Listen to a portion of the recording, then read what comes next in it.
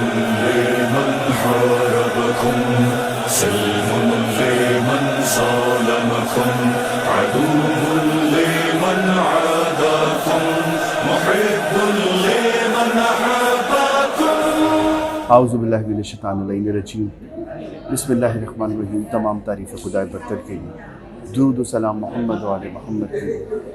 नाज़रीन किराम, मैं आपका मेज़बान ख़ाविर रज़ा नक़वी कायम टीवी के ख़ुसूसी प्रोग्राम शरीकतुल हुसैन सानी ज़हरा आलिम गैर मौलमा बीबी ज़ैनब सलाम अलैहा की शहादत पर हम ये प्रोग्राम आप तक लेकर आ रहे हैं।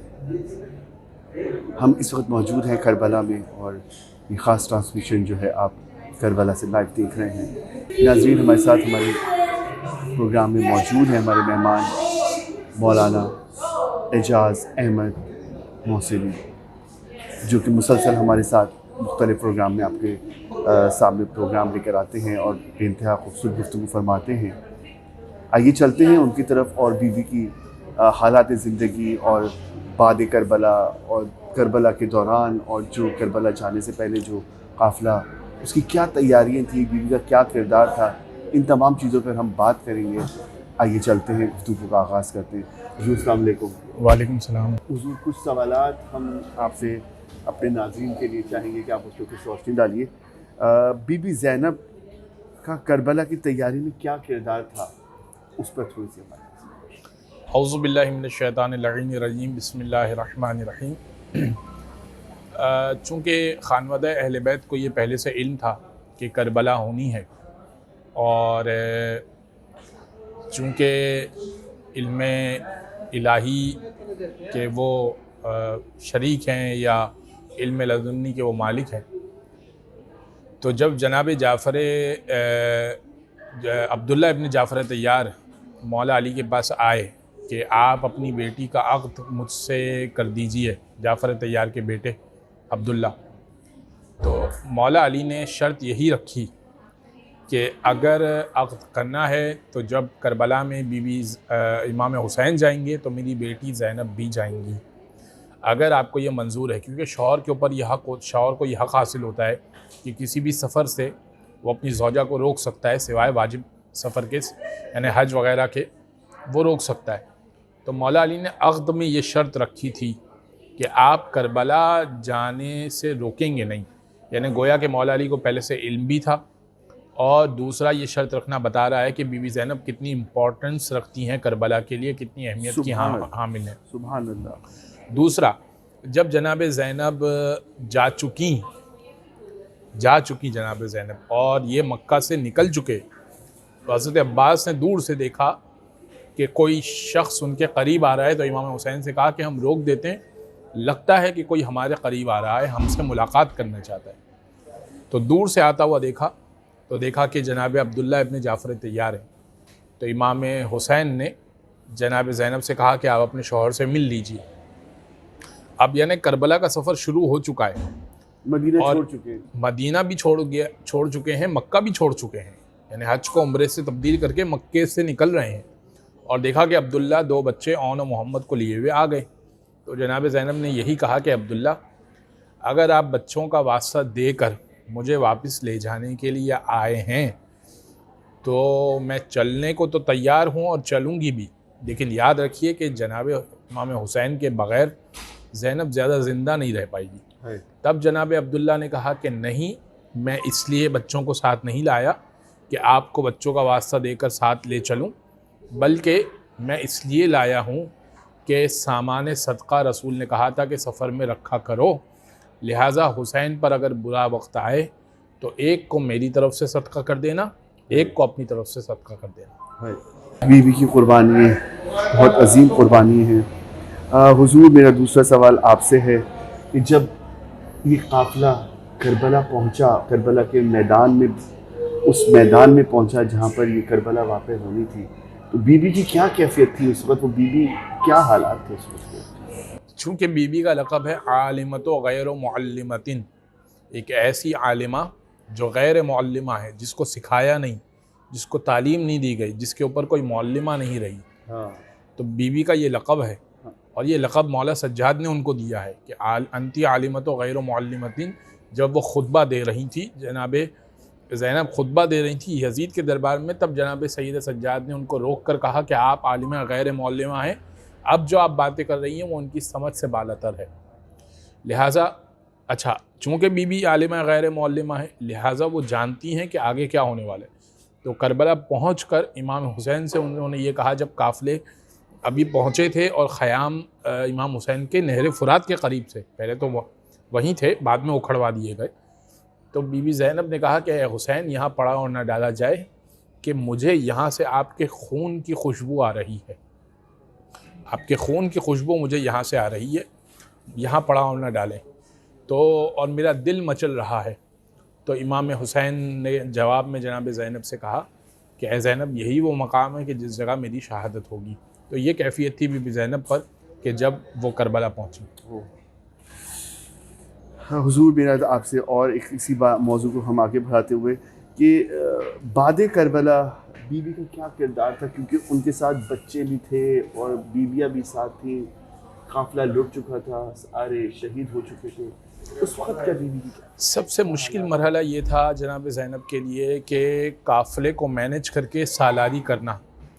आपको अंदाज़ा है कि जब एक सालार इन हालात में, जबकि हालात अच्छे भी हों, ट्रैवलिंग का कोई प्रॉब्लम भी ना हो, और अगर 70-72 अफराद आपके साथ चल रहे हों और आपको उनको संभाल के करबला तक लाना है इस दौर में, तो जबकि आपके जहाज़ से आना है और 2 घंटे की फ़्लाइट पकड़ के आना है और कोई प्रॉब्लम नहीं है, इसके बावजूद काफ़िला सालार कितनी परेशानियां उठाते हैं, कितनी मुश्किलात उठाते हैं, और वो काफ़िले को बिल्कुल बिखरने से बचाकर वो काफ़िले को करबला तक ले आते हैं। इसके बाद भी उनका काम ख़त्म नहीं होता, उसके बाद भी उनको मज़ीद काम है, उनको आराम नहीं मिलेगा। बेशक ये तो आम काफ़िला सालार की कैफियत होती है। वो खातून, उनको बच्चों को संभालना, उनको बेवाओं को संभालना, उनको यतीमों को संभालना, यानी शाम गरीबा से पहले जो आखिरी इमाम हुसैन से मुलाकात हो रही है, इमाम हुसैन ये कह चुके कि करबला मैंने सजा दी है, अब बचाना, अब आगे का काम आपका है, अब दीन पे कुर्बानी मैंने दे दी है।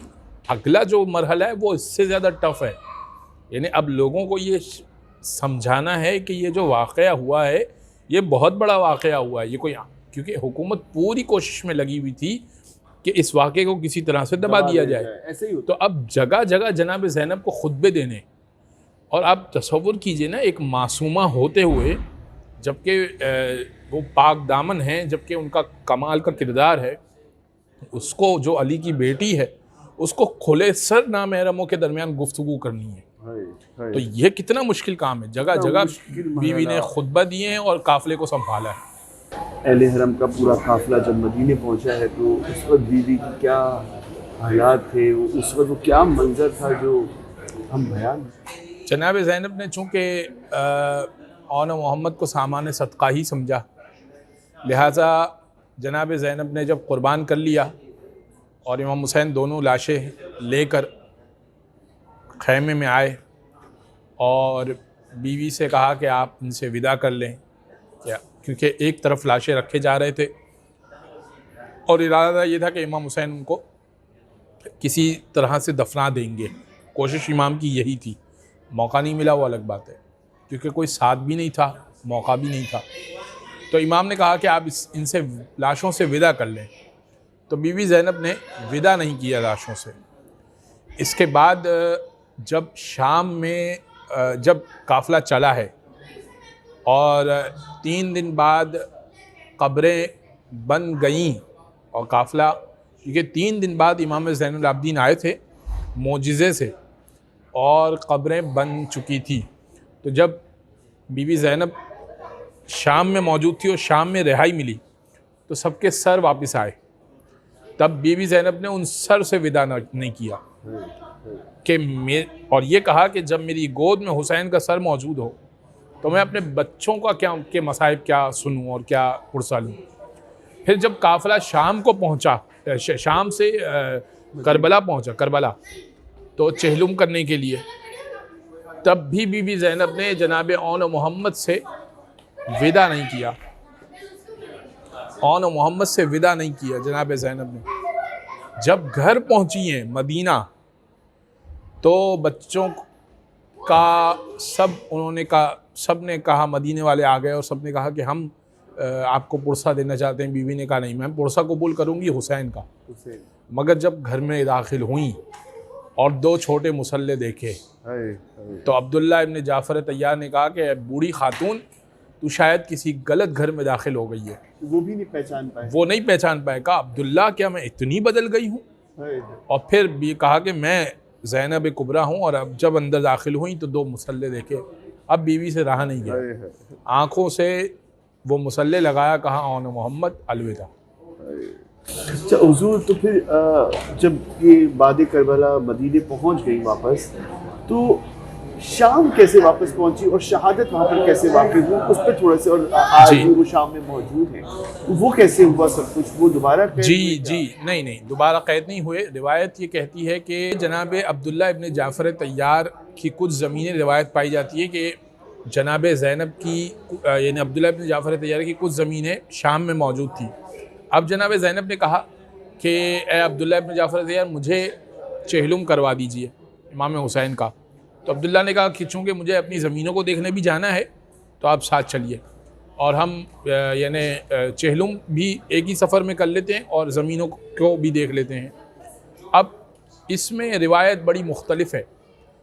रिवायत ये कहती है कि या तो चहलुम कर लिया और चहलुम के बाद वापसी पर शाम रुके और उस खेत में जहाँ जिस जगह बीबी ज़ैनब की कब्र है वो जगह पर खेत था, उस खेत में जनाब ज़ैनब चहल कदमी कर रही थी। एक यहूदी जिसको मालूम हुआ कि ये अली की बेटी है तो उसने अपना बुग़्ज़ निकालने के लिए, क्योंकि यहूदियों को अली ने मारा था खैबर में, तो उनसे बदला लेने के लिए जनाब ज़ैनब को एक कुल्हाड़ी से सर पर वार किया और बीवी ज़ैनब की शहादत हो गई। अब्दुल्ला ने वहीं उनको दफन कर दिया। के कुछ ऐसे सितम शाम से आई ज़ैनब, सह के कुछ ऐसे सितम शाम से आई ज़ैनब, जीत जी पुश्त के बल सो नहीं पाई ज़ैनब, सह के कुछ ऐसे सितम थाम कर रह गई दिल, पूछा जो अब्दुल्ला ने किस तरह नीली हुई तेरी कलाई ज़ैनब।